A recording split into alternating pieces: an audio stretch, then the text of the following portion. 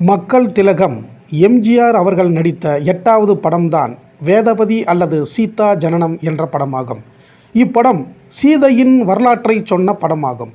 இந்த திரைப்படத்தில் இலங்கை மன்னன் ராவணனின் மகன் இந்திரஜித் வேடத்தில் மக்கள் திலகம் எம்ஜிஆர் அவர்கள் நடித்ததுடன் போர்க்காட்சிகளில் அப்போதே வாள் சண்டையில் தனி முத்திரையை பதிக்கும் வண்ணம் நடித்திருந்தார்.